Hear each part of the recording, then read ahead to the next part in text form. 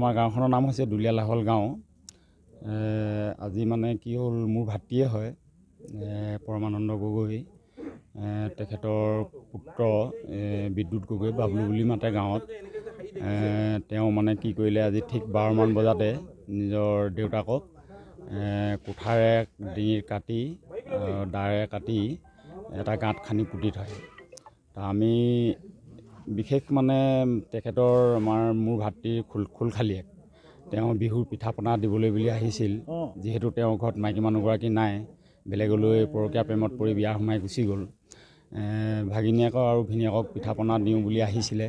আহি তেওঁ ঘৰত দেখিলে ঘৰৰ ভিতৰৰ ফালৰ পৰা চিটকানি লগোৱা আছে।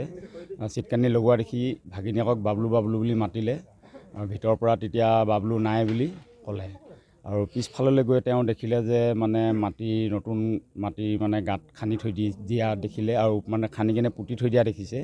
আৰু তেওঁ সন্দেহ হোৱাত মোৰ কাষৰে মানে মোৰ নৱঘৰত গৈ তেওঁ চিৎকাৰ কৰি কেনে যে কোনোবা এজন আজি তেওঁলোকৰ মৃত্যু হ'ল। তেনেকৈ কৈ তেওঁ গুচি গ'লগৈ।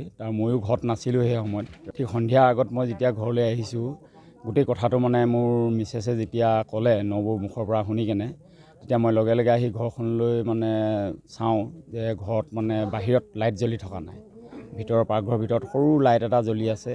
যে কোনগৰাকীয়ে মানেনো প্ৰথম দেখিছিলে, সেই কথাটো সুধিবলৈ বুলি মই ওচৰৰ মানুহ ঘৰলৈ গৈছিলোঁ।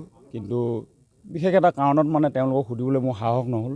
মই গুচি আহিলোঁ। গুচি অহাৰ পিছত দেখিছোঁ ঘৰখনৰ ফ্ৰণ্টৰ লাইটটো জ্বলি আছে বাহিৰত। তাৰপিছত নবৌ লক্ষ্য কৰি আছে যে ঘৰত কোন আছে বৰ্তমান।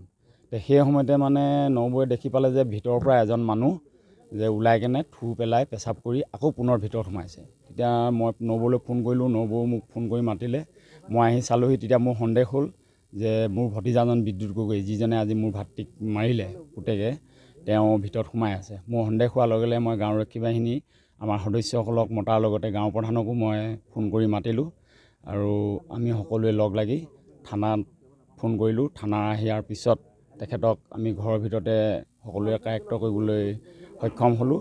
আৰু কাষতে আমি তেওঁক য'ত পুতি থৈছে সেই গাঁতটো আৰু মানে আমি দেখিবলৈ পালোঁ।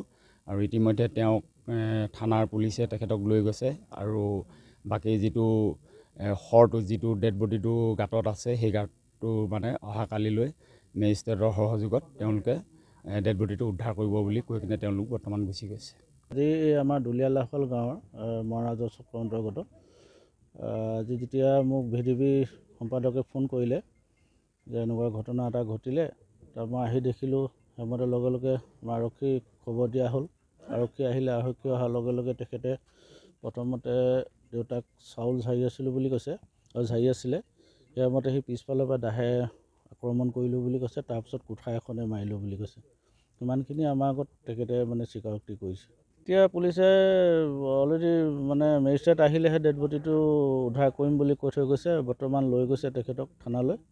ইয়াৰ পাছত কি এতিয়া সিদ্ধান্ত হয়, এতিয়ালৈকে পুলিচে একো আমাক হেৰি কৰা নাই এতিয়ালৈকে।